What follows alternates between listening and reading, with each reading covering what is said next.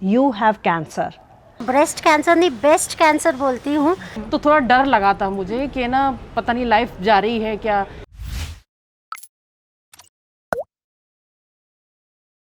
अचानक एक छोटा सा लंप आया और मैं डॉक्टर के पास अपने मैमोग्राम के लिए गई। जब डॉक्टर कहता है ये 3 शब्द यू हैव कैंसर, तो पूरी धरती हिल जाती है। मैं डॉक्टर प्रीति मिश्रा, प्रोफेसर हूँ institute for excellence in higher education Bhopal में, और मेरा ये मानना है कैंसर को कर दो कैंसल, और हमें डरना नहीं है, इससे लड़ना है। फाइटिंग अगेंस्ट कैंसर, फाइट तो हमारी लाइफ में हर किसी की लाइफ में रहती है, लेकिन कैंसर की फाइट एक टोटली डिफरेंट होती है। वो हमें लाइफ में बहुत कुछ सिखा के जाती है, और शायद अगर उसको अच्छे से फाइट कर लेना तभी आज हम अपने आप को चैम्पियंस कहते हैं। जब मुझे पता चला था कि मुझे ब्रेस्ट कैंसर, तो मुझे इतना ज़्यादा मतलब पहले से अवेयरनेस नहीं थी मैं इसके लिए, तो थोड़ा डर लगा था मुझे कि ना पता नहीं लाइफ जा रही है क्या। सबसे पहले तो हमें अपना कॉन्फिडेंस रखना पड़ता है कि मतलब कैंसर जैसी बीमारी आई है तो हमें उससे लड़ना है। उसमें फैमिली का सपोर्ट ज़्यादा ज़रूरी है, क्योंकि फैमिली के सपोर्ट के बिना हम इतनी बड़ी लड़ाई नहीं लड़ सकते। और अपने ऊपर अपना आत्मविश्वास, अपना कॉन्फिडेंस, अपनी विल पावर मजबूत रख के हम इस जंग से आसानी से जीत सकते हैं। From where did you gain that confidence कि आपको अपने आप को अब कन्फ्रंट करना है लोगों के सामने? सबसे पहले तो मुझे ब्रेस्ट कैंसर हुआ है, तो अब मैं उसको ब्रेस्ट कैंसर नहीं बेस्ट कैंसर बोलती हूँ, क्योंकि उसने मेरी लाइफ को पूरा ट्रांसफॉर्म कर दिया है। तो वो जर्नी ज़रूर थोड़ी बुरी थी, थोड़ी बुरी, लेकिन उसने इतना खूबसूरत ज़िंदगी दे दी है कि अब लाइफ का हर पल एंजॉय करते हैं, और हर पल each and every second matters. ये सब सिखाया। बाल वो कुछ मैटर नहीं करते। आप यकीन नहीं करेंगे कि जब मेरे बाल वापस आए तो मैंने शैम्पू करना भी एंजॉय करा है। इट्स अ स्ट्रॉन्ग बिलीफ कि कैंसर जैसी जंग को जीतने के लिए आपको एक बहुत ही ज़्यादा फिजिकल, मेंटल, हर तरह की सपोर्ट की ज़रूरत होती है। तो what was your support?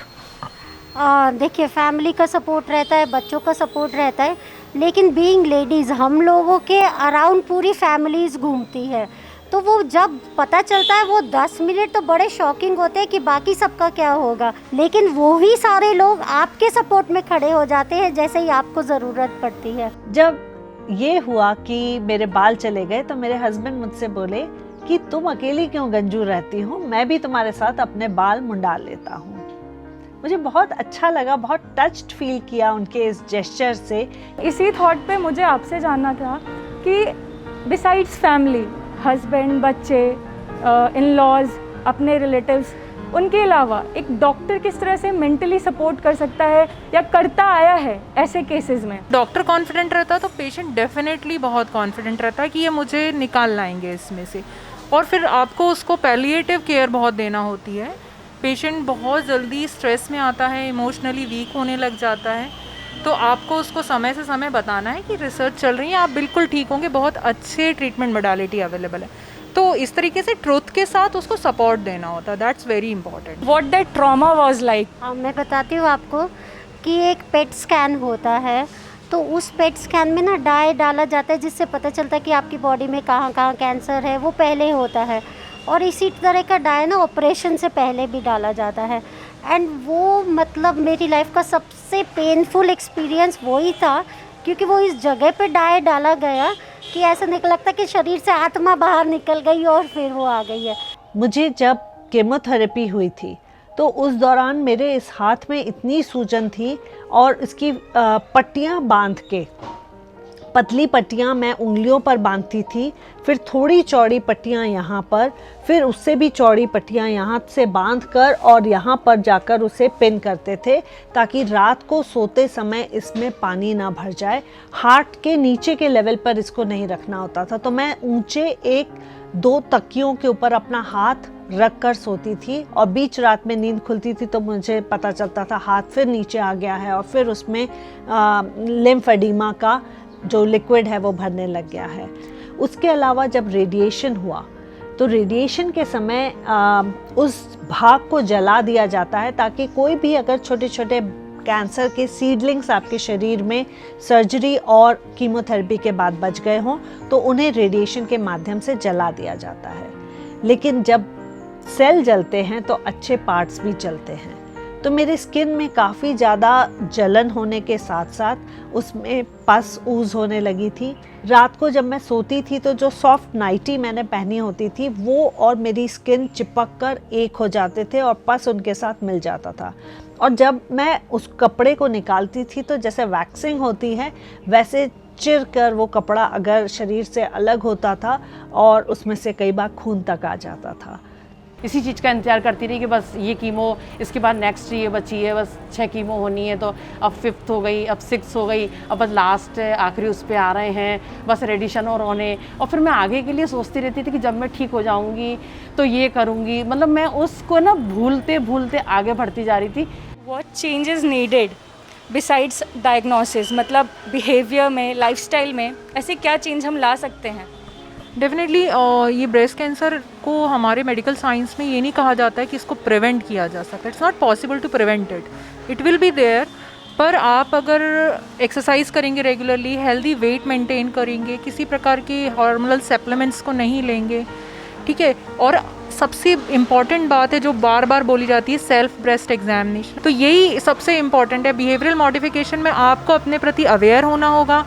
Healthy diet, healthy exercises, healthy weight maintenance बहुत इंपॉर्टेंट है। तो ये सब चीज़ें आप मॉडिफाइबल हैं, ये कर सकते हैं। जो नहीं बदल सकते कि आपकी जेनेटिक्स में कोई प्रॉब्लम है या आपकी एज है। And a very funny thing is that in medical science books it is written कि being a women is the highest risk factor for developing breast cancer. इसीलिए हम लोग आज अवेयरनेस फैलाने के लिए यहाँ पे बैठे हैं लोगों को कि अगर हमारे बोलने से क्यों ही किसी और की जान बच जाती है ना, तो हमारी लाइफ सफल हो गई है। तो हम लोगों का क्या मकसद है, यहाँ बैठ के यही बोल रहे हैं कि लोग अवेयर हो जाएं और 40 के बाद एटलीस्ट 1 मैमोग्राफ करवाना बहुत ज़रूरी है और सबको कराना चाहिए। मेरी लाइफ उसके कारण बची है। मेरे हस्बैंड ने मुझे एनकरेज किया कि क्यों नहीं तुम इसको पुस्तक के फॉर्म में लाओ ताकि दूसरे कैंसर पेशेंट्स को भी उससे एक संबल मिलेगा। और मुझे खुशी है कि ये पुस्तक 1.5 साल पहले सामने आई, touched by cancer, my journey through positivity. मैं चाहती हूँ कि पॉजिटिव रहने का मंत्र मैं लोगों के साथ शेयर करूँ। जैसे अल्केमिस्ट में भी कहा गया है कि हम जो कॉस्मोस में अपनी थॉट्स भेजते हैं वही रिटर्न होकर हमारे पास आती है। मेंटली हम बहुत स्ट्रांग रहें और अपने आप को एक गोल दे दें कि नहीं, मुझे तो ठीक होकर ऐसा करना है, मुझे ठीक होकर विदेश जाके ये जगह घूमनी है, या मुझे ठीक होकर अपने बच्चों की ये वाली खुशियाँ देखनी है। हम स्वस्थ हैं तो हमारी पूरी फैमिली स्वस्थ है। तो इसी के साथ हम ये इंटरव्यू सेशन यहाँ ख़त्म करते हैं और हमें ब्रेस्ट कैंसर अवेयरनेस मंथ में ब्रेस्ट कैंसर सर्वाइवर्स से और डॉक्टर से हमारी ये पता चला कि हमें क्या क्या करना चाहिए, अपने लाइफस्टाइल में क्या चेंजेस लाने चाहिए, अपने बिहेवियर में क्या चेंजेस लाने चाहिए। Breast cancer can not be prevented but it can be controlled.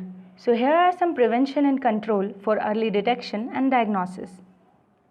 Have a healthy diet, be physically active, maintain adequate weight, self-examine your breasts and go for regular checkups after the age of 40.